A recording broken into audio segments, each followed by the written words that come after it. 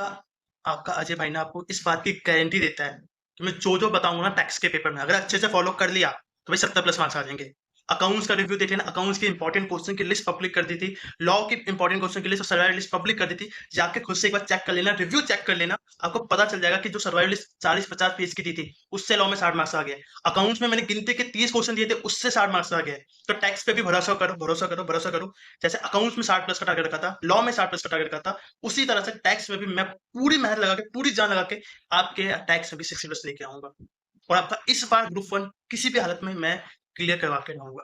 तो वीडियो को पूरा देखना, जहां भी डाउट हो कमेंट करके पूछ लेना, नहीं तो मुझे डीएम कर देना।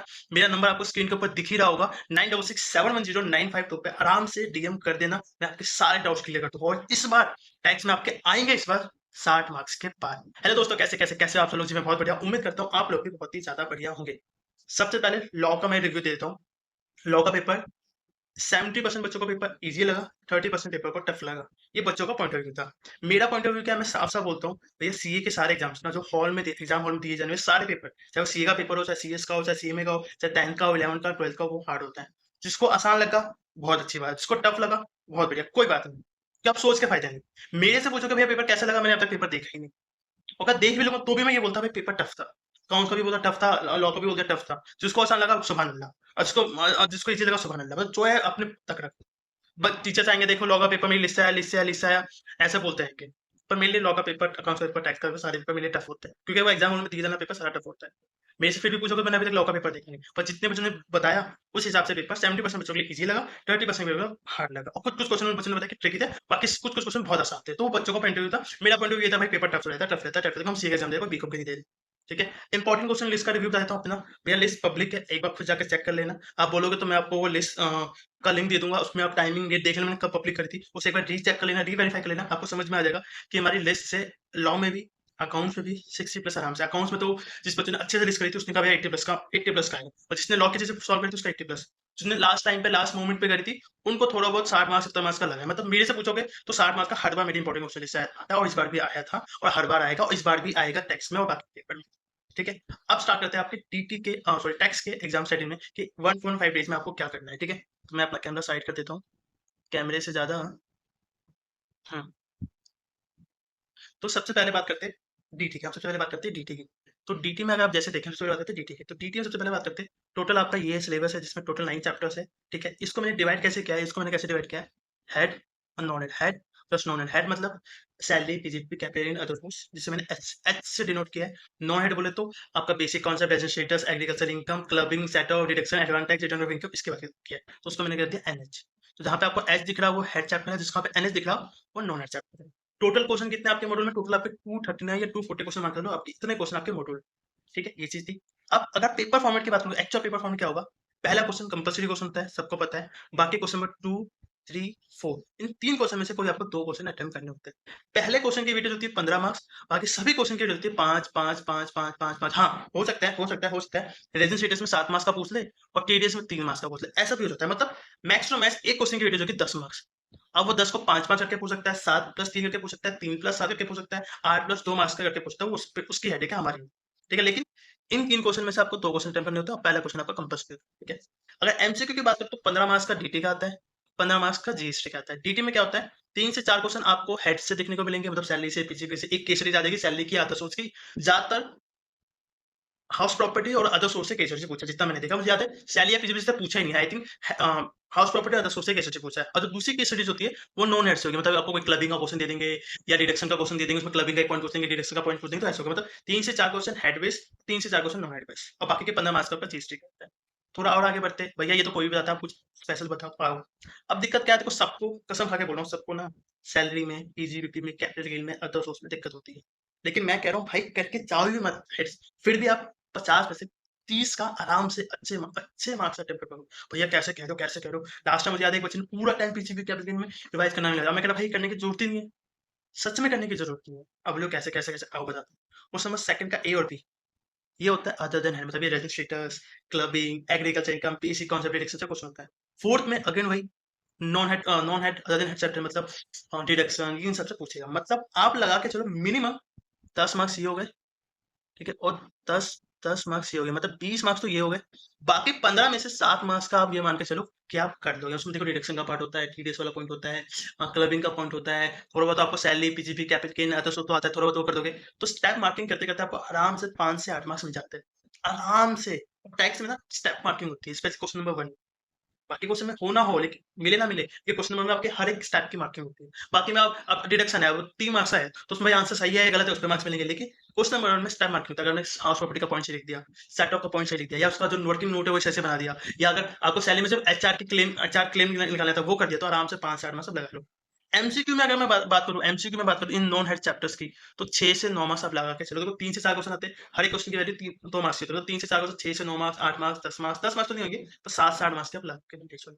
इसका मतलब क्या हो गया, अगर आपने नॉन हेड चैप्टर्स को अच्छे से कर लिया, तो 27 मार्क्स में मानो डिस्क्रिप्टिव पार्ट में आपके आ जाएंगे, और 8 मार्क्स में अगर ले एमसीक्यू में आ जाएंगे। मतलब 35 मार्क्स का आप आउट ऑफ 50 मार्क्स अच्छे से अटेम्प्ट कर पाएंगे। मतलब ना सैलरी किया, ना पीजीबीपी किया, ना कैपिटल गेन किया, ना अदर सोर्स किया, ना हाउस प्रॉपर्टी।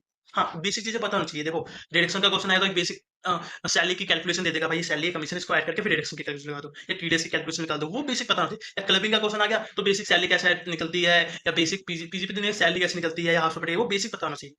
वो चीज़ तो आपको पता नहीं चाहिए, तभी कोई क्वेश्चन बनता है। क्योंकि पहले इनकम कैलकुलेट होती है, उसके बेसिस पे आपका क्लबिंग, एसोसिएट्स, सेट ऑफ, ये सब अप्लाई होता है। तो अगर ये नॉन हेड चैप्टर अच्छे से आप कर लोगे ना, और थोड़े बहुत बेसिक तो आपको पता ही होंगे, तो 35 का आराम से अटेम्प्ट करोगे। लेकिन भैया बोलोगे, भैया लास्ट टाइम आपने बोला था, मुझे याद है कि लास्ट टाइम क्या होता है, एक हेड का चैप्टर इसमें पूछ लिया, तो एक हेड का चैप्टर इसमें पूछ लिया, तो 27 का नहीं, बट आराम से 22 से 25 मार्क्स का फिर भी अटेम्प्ट हो गया। लेकिन बच्चे तो बच्चे हैं, भैया आपने जो बोला था हुआ नहीं था। तो मैं कह रहा हूँ 80% पेपर फॉर्मेट यही रहेगा, भगवान करे यही रहे। ये इसमें ऐसे चेंज ना करे। लास्ट टाइम चेंज कर दिया था, तो बहुत बच्चों को तकलीफ हुई थी। तो मैं चाहता हूँ फिंगर क्रॉस, प्लीज ऐसे ही रखें, ताकि हर बच्चा पेपर अच्छे से अटेम्प्ट कर पाए। अगर कोई चेंज होता भी है, मैं कह रहा हूँ सबसे खराब किस भी लेता हूँ, तो भी आप आराम से 25 से 30 मार्क्स का अटेम्प्ट कर पाओगे, अगर आपने सिर्फ नॉन हेड 30 चैप्टर से पढ़ लिया। आप बोलोगे भैया थोड़ा सा किक चाहिए, थोड़ा सा ना कॉन्फिडेंस चाहिए, थोड़ा सा ये कि भैया गारंटी चाहिए, तो क्या, ये सिंपल सी बात है, हाउस प्रॉपर्टी और अदर सोर्स को अच्छे से करें। क्यों? मोस्टली बच्चों को अदर सोर्स और हाउस प्रॉपर्टी आसान लगता है। हार्ड क्या लगता है, डीटी में मैक्सिमम बच्चों को हेड में से सैलरी, पीजीपी, कैपिटल में, कह इसको सारे को अदर सोर्स और हाउस प्रॉपर्टी। क्यों? लास्ट 3-4 अटेम्प्ट क्या करना है आपको, एनटीपी या आरटीपी या पास के पेपर का इंग्लिश बताओ ना, तो अदर सोर्स और हाउस प्रॉपर्टी से पूरा एमसीक्यू है। मतलब आप ये सोचो 15 में से 15 एमसीक्यू आप अटेम्प्ट कर सकते हो, नॉन हेड बेस्ड चैप्टर और अदर सोर्स और अपना हाउस प्रॉपर्टी कर लिया तो बताओ, 15 में से 15 का किस्मत है, नहीं तो 15 में से 10-12 तो आराम से हो जाएगा।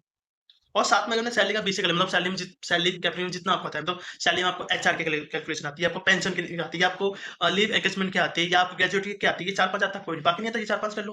कैपिटल में ऐसे अभी 3 सेक्शन आता है, कोई नहीं, इतना कर लो। पीजी में 4-5 सेक्शन आता है, एटलीस्ट डेप्रिसिएशन का वो पढ़ लो, बस। क्या पता उससे कोई एमसीक्यू आ जाए। बेसिक कह रहा हूँ, बेसिक कॉन्सेप्ट कर लो, बेसिक कॉन्सेप्ट कर लो, और अदर सोर्स और हॉस्पिटल को अच्छे से कर लो, तो गारंटी है, आप आराम से 35 to 40 मार्क्स आराम से आप अटेम्प्ट कर पाओगे, आराम से 35 मार्क्स का आराम से अटेम्प्ट कर पाओगे, गारंटी के साथ कह रहा हूँ। सिर्फ आप नॉन हेड पढ़ के जाते हो, थोड़ा बहुत चीज होगा, तो आप मुझे गाली भी दोगे और खुद को भी गाली दोगे, क्योंकि उसमें भी आपका 25, 30, 35 तक होगा। लेकिन अगर अपने हाउस प्रॉपर्टी दोस्तों अच्छे से कर लिया, बाकी सैलरी कैपिटल जितना आपसे हो सके कर लिया, नहीं तो छोड़ भी दिया, कोई बात नहीं। अदर सोर्स हाउस प्रॉपर्टी से कर लिया, तो आराम से 50 में से 35 मार्क्स तो कंफर्म आप अच्छे से अटेम्प्ट कर पाओगे। मैंने आपको पे दिखा भी देता हूँ टेबल, ये देखो। नॉन है डिस्क्रिप्टिव प्लस एमसीक्यू 30 से 35, अदर सोर्स हाफ परसेंट आप 5 से 10 मार्क्स का बच्चे से अटेम्प्ट कर पाओगे। सैलरी, पीजीपीपी, कैपरिंग जितना बेसिक कवर कर सकते हो कर लो 5 से 10, मतलब गारंटी है आप 35 से 40 मार्क्स का, 35 से 40 मार्क्स का अच्छे से अटेम्प्ट कर पाओगे। यहाँ पे क्रक्स में भी लिख दिया, क्रक्स में भी यहाँ क्रक्स बता देता हूँ अभी तक क्या बताया, कि भैया देखो, non head chapters, salary, other source कह रहा हूँ, सेट ऑफ, डिडक्शन, ये सब हेड में ये 2 चैप्टर कर लिया, और ये 35 तो आराम से आपका अटेम्प्ट हो जाएगा। और थोड़ा बहुत सैलरी पीछे करेगा, तो गारंटी है आपकी 35 मार्क्स की अटेम्प्ट हो जाएगी। इसका मतलब ये नहीं, इसका ये क्या होगा भैया, तो मतलब सैलरी पीजीपी कैपिटल पूरा छोड़ दे। हाँ, छोड़ दो, टाइम नहीं है तो, या बेसिक कर लो अब, लेकिन ये मत करना कि पूरी सैलरी पीजीपी कैपिटल पढ़, नहीं। Non head, other source, house hold, ये तीन कंपोनेंट से कर लो, और जितना सैलरी पीजीपी कर सकते हैं कर लो, तो कोई बात नहीं, उसको छोड़ देना, बेसिक पढ़ लेना, इतनी सारी कुछ बेसिक क्वेश्चन अटेम्प्ट कर पाओ, तो आराम से 30-35 मार्क्स का आराम से आप 35-40 मार्क्स का सेट कर पाओ। ठीक है, तो ये बात थी डीटे की। अब बात करते हैं, इसके आगे करते हैं इंपॉर्टेंट क्वेश्चन के लिस्ट। तो देखो हमने ऊपर ही बताया कि आपके 240 239 क्वेश्चन है। ठीक है, क्या हो गया, एक सेकंड, मैं कितने बताया कि 240 क्वेश्चन है आराम से आपके स्टडी में। तो हमने क्या किया ना, हमने उसकी बनाई है इंपॉर्टेंट क्वेश्चन की लिस्ट। क्या बनाएंगे, इंपॉर्टेंट क्वेश्चन की लिस्ट, क्योंकि 70% जो पेपर होता है ना आपका मॉडल से ही होता है। तो हमने क्या है, 240 क्वेश्चन में से आपका 130 क्वेश्चन आपका, जिसमें आपका descriptive part, MCQ part, amendment part, तीनों पार्ट आपके कवर हो जाएंगे, चाहे वो अमेंडमेंट वाला पार्ट हो, चाहे डिस्क्रिप्टिव पार्ट हो, एमसीक्यू को अलग से करने की जरूरत नहीं पड़ेगी। ठीक है, आप बोलोगे साथ में मैंने 8 से 12 क्वेश्चन, बेस्ट 8 से 12 आरटीपी एनटीपी के क्वेश्चन भी दे दी, मतलब 130 क्वेश्चन में ही इंक्लूड है, वो कर लिया अच्छे से, ओ हो मजा आ जाएगा। हमने डिस्क्रिप्टिव पार्ट, एमसीक्यू पार्ट और अमेंडमेंट के बेसिस पे सारे को लिस्ट बनाई है। मैं आपको एक बता देता हूँ कैसे बनाता हूँ मैं लिस्ट। साथ में सर्वाइवल लिस्ट भी दी है, डीटी के बता देता हूँ। 20 से 30 क्वेश्चन है, वो 20 से 30 क्वेश्चन कर लिए हमने। सच में आप पास हो जाओगे, लेकिन सर्वाइवल लिस्ट लास्ट में करना है, क्योंकि यार पेपर थोड़ा सा ट्रिकी आ गया, कुछ भी आ गया, सर्वाइवल लिस्ट से काम नहीं करा तो मेन लिस्ट कर लो। सर्वाइवल लिस्ट एंड में 2 घंटे लगा के कर लोगे, मुझे पता है वो कर भी लोगे 2 घंटे में। ठीक है, अगर मैं आपको दिखा दूं मैं कैसे बनाता हूँ लिस्ट। अगर आपको पीडीएफ फाइल का मोड्स फाइल चाहिए, लेटेस्ट आर्टिकल का कंपाइल चाहिए, तो मैंने बना रखा है, वो ले लेना, हो जाएगा। अब क्वेश्चन दिए सारे मैंने मॉड्यूल से, आप देखो मैंने कैसे लिस्ट बनाई है, देखो ये टोटल आपके 13-11 प्रैक्टिकल क्वेश्चन है, बैक क्वेश्चन है, 12 आपके लिस्टेशन है चैप्टर नंबर 1 में। ठीक है, चैप्टर नंबर 1 में तो हमने क्या किया है भैया, किस सोर्स में कौन से कॉन्सेप्ट से बिलोंग करता है, क्यों मैंने डाला है, तो देख लेसन 7 इसलिए डाला है ताकि आपका एग्रीकल्चर इनकम का कॉन्सेप्ट कवर हो जाए। फिर लेसन 6 इसलिए डाला है ताकि आपका अमेंडमेंट वाला पार्ट कवर हो जाए। फिर लेसन 9 और 10 इसलिए डाला है ताकि आपका रिबेट वाला जो अमेंडमेंट आया है वो कवर हो जाए। ठीक है, फिर एक और क्वेश्चन आ जाए ताकि आपका एग्रीकल्चर इनकम हो गया, साथ में एक कर दिया जिसमें आपका न्यू रेट ऑफ टैक्स और मार्जिन रेट दोनों के कॉन्सेप्ट कवर हो जाए इससे। तो इस तरह से 23 क्वेश्चन में से 6 क्वेश्चन मैंने डाल दिए। अब मैं आपको चैप्टर नंबर 2 का भी दिखा देता हूँ एक बार। चैप्टर नंबर 2 में क्या क्या है, टोटल आपके 8 क्वेश्चन है और 5 क्वेश्चन, ये 13 क्वेश्चन, 13 में से 7 क्वेश्चन, जिसमें आपका ये कौन सा यूनिक वीक वाला पार्ट हो जाएगा, इसमें डिफरेंट पॉइंट कवर हो रहे हैं, इसमें आपके क्या होता है जो क्रू मेंबर वाला पॉइंट है वो कवर। तो 13 में से 7 क्वेश्चन मैंने दिए, ये कर लोगे तो आपका खुल जाएगा। तो इस तरह से मैंने टोटल आपके 130 क्वेश्चन की लिस्ट बनाई है। ये अच्छे से कर लो, और सब पूरा ऐसे नहीं कि भैया भैया भैया 130 क्वेश्चन कैसे करेंगे कैसे करेंगे कैसे, भैया सिंपल सी बात है, कॉन्सेप्ट पढ़ो, कैसे क्वेश्चन सॉल्व करो, पूरा क्वेश्चन सॉल्व करना, और आप 3 घंटे में 4 घंटे में कर लोगे। क्योंकि आप देखोगे ना, अगर जो दिमाग ना एग्जाम टाइम में वो चलता है, तो कैलसी उठाओ, फटाफट फटाफट फटाफट फटाफट सॉल्व करो। और वैसे भी मैंने मॉड्यूल के क्वेश्चन की तो ऑलमोस्ट ऑलमोस्ट सबने पढ़ के, अच्छा उसमें से मैंने कुछ इंपॉर्टेंट दे दिया, अच्छा ये इंपॉर्टेंट है, ये तो मुझे आता है, छोटा ये नहीं आता, इसे कर लेता हूँ, ये भैया इंपॉर्टेंट है, या इसको एक बार लिख के कर लेता हूँ, तो वो कर लोगे आपके मार्क्स बन जाए। ठीक है, अब बात करते हैं आपके जीएसटी। तो जीएसटी में क्या क्या है, जीएसटी में देखो ये आपके 15 चैप्टर है, भैया पता है इसमें नहीं बात क्या है, कोई बात नहीं, आगे बढ़ते। तो ये रहेगा आपका पेपर फॉर्मेट, जिसमें पहला क्वेश्चन होता है 15 मार्क्स का, बाकी वही 5 करके होता है। ठीक है, पहले क्वेश्चन में आप आईटीसी और वैल्यू सप्लाई, ये 3 चैप्टर का कॉम्बिनेशन लिखते हैं। पहला क्वेश्चन होता है आईटीसी, वैल्यू सप्लाई, एग्जाम्पशन का कॉम्बिनेशन होता है। जैसे डीटी में क्वेश्चन नंबर 1 आपका वो होता है, मिक्स क्वेश्चन होता है या टोटल इनकम का क्वेश्चन होता है, उसी तरह से इसमें इन 3 क्वेश्चन का कॉम्बिनेशन होता है, जो 15 मार्क्स का होता है। और भई ये जो 15 चैप्टर है, 15 में से कुछ चैप्टर इंपॉर्टेंट बता दूं, तो 15 में से ये 9 चैप्टर इंपॉर्टेंट, जिसमें आप आराम से लिख के दे रहे हो, 35 40 35 40 40 45 तक आता है। ऐसे नहीं कि ईवे से क्वेश्चन नहीं आएगा, इसमें मैंने ईवे कंसीडर नहीं किया है, या सप्लाई कंसीडर उसका क्वेश्चन नहीं, ऐसे क्यों नहीं आएगा। लेकिन ये 9 चैप्टर ऐसे 15 में से 9 चैप्टर्स है, जिसमें से आप लगा लो आराम से 35 से 40 मार्क्स का हर अटेम्प्ट में आता है। 35 का एवरेज लगा लो, 40 का एवरेज लगा लो इन 9 चैप्टर्स, क्योंकि 3 चैप्टर तो आपके यही हो गए जो 15 मार्क्स के देंगे। फिर प्लेस ऑफ सप्लाई आईसीए का फेवरेट है, टीडीएस फेवरेट है, रजिस्ट्रेशन रिटर्न भी फेवरेट है, तो 15 मार्क्स तो यही देता है आपको। 5 मार्क्स आपका ये दे देगा, 5 मार्क्स आपको ये दे देगा, 5 मार्क्स ये दे देता है, 5 मार्क्स ये देता है, तो 15 5 20 25 30 35, तो 30 35 तो आपके 5 6 चैप्टर ही दे देते हैं। लेकिन 9 चैप्टर इंक्लूड करिए हुए ताकि आपका अच्छे मार्क्स की प्रिपरेशन हो जाए, तो 35-40 के बीच में आराम से आपको देखने को मिले। ठीक है, अब आ जाते हैं इंपॉर्टेंट। तो देखो पूरे मॉड्यूल में आपके मिला के एग्जाम्पल मिला के आपके 440 क्वेश्चन, इसमें एग्जाम्पल भी इस सेक्शन में सब ग्रुप करके 440 क्वेश्चन आते हैं। उसमें से हमने 120 क्वेश्चन दिए, जिसमें आपका descriptive part, MCQ part, amendment सब ये 120 अच्छे से आपने कर लिए। ओ हो जी, स्टेडी आपके मार्क्स आ जाएंगे, इस बात की गारंटी देगा। सर्वाइवल क्वेश्चन लिस्ट भी दूंगा, 10-20 अच्छे क्वेश्चन दूंगा, उससे आपका मैक्सिमम तीसरी वैल्यू देगा। लेकिन पहले इंपॉर्टेंट क्वेश्चन की लिस्ट कर लो, फिर सर्वाइवल लिस्ट लास्ट में 2 घंटे बैठ के 4 घंटे बैठ के एक सॉल्व कर लेना। डीडी में आपके, जीएसटी में आपके, टैक्स में आपके 70 पार आएंगे। जैसे अकाउंट्स में आए, लॉ में इसमें भी आएंगे। और आपके लिए एक सरप्राइज भी है, अगर वीडियो अपने यहाँ तक देखे तो आपके लिए सरप्राइज भी है। और क्या, मैं पूरा का पूरा टैक्स आपको अपने साथ बैठा के करवाऊंगा, पूरा का पूरा टीटी एडिट टुगेदर, जिसमें 2 प्रॉपर रिवीजन होगी भाई, आज से लेके जब तक आपका एग्जाम खत्म नहीं होता कैसे करना है, जिसमें इंपॉर्टेंट क्वेश्चन की लिस्ट और सर्वाइवल लिस्ट को इस तरह से सॉल्व करवा दूंगा। आप टैक्स का पेपर दोगे ना, बाकी बच्चे रोएंगे कुछ नहीं आता, और आप जैसे अकाउंट्स में खुश हो गए, लॉ में खुश हो गए, उसी तरह से डीटी में भी, जीएसटी में भी खुश हो गया होगा। आपको क्या करना है, सिंपली मुझे डीएम कर देना। इसमें डीएम कैसे करते हैं, पहले मुझे चैनल को लाइक कर देना, सब्सक्राइब कर देना और कमेंट कर देना, तीनों का स्क्रीनशॉट मुझे डीएम कर देना, ताकि मैं आपको ग्रुप में ऐड कर सकूं। उस ग्रुप में ऐड कर दूंगा, फिर मैं आपको कुछ चीजें बताऊंगा, फॉलो करते रहना। टैक्स में आपके 70 पार। हाँ, सब कुछ फ्री है, बस हम एक थोड़ा सा नॉमिनल चार्ज लेंगे अपने इंपॉर्टेंट क्वेश्चन का लिस्ट का। बाकी शेड्यूल, आपको कैसे पढ़ना है, कितने घंटे में कौन कौन सा होना चाहिए, सारा डायग्राम, वो सब कुछ फ्री रहेगा। बस मैं आपसे सिर्फ इंपॉर्टेंट नॉमिनल चार्जेस ले रहा हूँ, बस इतना ले रहा हूँ, ताकि मेरा खर्च चल सके। बाकी शेड्यूल और पूरे दिन आज से लेकर तैयार खत्म होते हो 24 के 24 घंटे, हाँ बीच में थोड़ा बहुत 3-4 घंटे का एनर्जी नैप ले लूंगा, ताकि उसके बाद मैं वर्कआउट ट्राई कर सकूँ। 3-4 घंटे मैं किसी और को बोलूंगा, अपनी टीम में किसी और को बोलूंगा, वो आपको ट्राई करते, बाकी टाइम में सोता हूँ, ताकि आपको 24 के 24 घंटे लगे कोई हमारे साथ खड़ा है, ताकि आपके टैक्स में 70 पार आए और आपका एग्रीगेट बन जाए और आपका ग्रुप फंड बन जाए। और इस वीडियो को प्लीज लाइक कर देना, कमेंट कर देना, चैनल को सब्सक्राइब कर देना, और वो शेड्यूल उसका स्क्रीनशॉट मुझे देना, ताकि मैं आपको उस ग्रुप में ऐड कर सकूं। बाकी अगर आप लिस्ट अफोर्ड कर सकते हो तो ये ले लो भैया, इंपॉर्टेंट क्वेश्चन लिस्ट मिल जाएगी, सर्वाइवल लिस्ट मिल जाएगी, कर लो, आपके मजा आ जाएगा, आपके 70 पार आ जाएंगे टैक्स में। बाकी शेड्यूल कैसा रहेगा, शेड्यूल बताता हूँ। इस तरह का ये शेड्यूल रहेगा आपका। इसमें मैं आपको इस तरह के डीटी कैसे करना है, डीटी करना है। उसमें बताता हूँ, सबसे पहले आपको 5 घंटे बोलूँगा कि डीटी का रिवीजन करो या डीटी जो आपको पहले सूट करे। फिर अगले 5 घंटे बोलूँगा कि एक बार डीटी और एटी का कॉन्सेप्ट रिवीजन करो, अपने नोट्स से कर लो, मॉड्यूल से कर लो, जो भी आपके उससे कर लो। उससे क्या, जब आपका एक बार कॉन्सेप्ट खुल जाएगा ना, अच्छा ये कॉन्सेप्ट है, अच्छा ये कॉन्सेप्ट, ये कॉन्सेप्ट हो जाएगा। फिर मैं आपको दूँगा अगले 4-5 घंटे का प्रैक्टिस, जहाँ पे इंपॉर्टेंट क्वेश्चन है, कैसे सारे क्वेश्चन करो। फिर अगले रिवीजन में क्या होगा भाई, क्वेश्चन की प्रैक्टिस करो। तो एक बार कॉन्सेप्ट की रिवीजन हो गई, एक बार आपकी एक बार कॉन्सेप्ट की रिवीजन हो गई, एक बार आपके सारे इंपॉर्टेंट क्वेश्चन की लिस्ट कैलसी पे सॉल्व हो गए। फिर जब सुबह आएँगे उसमें 4 घंटे में, 4 से 5 घंटे में आप सर्वाइवल क्वेश्चन के लिस्ट सॉल्व कर लो।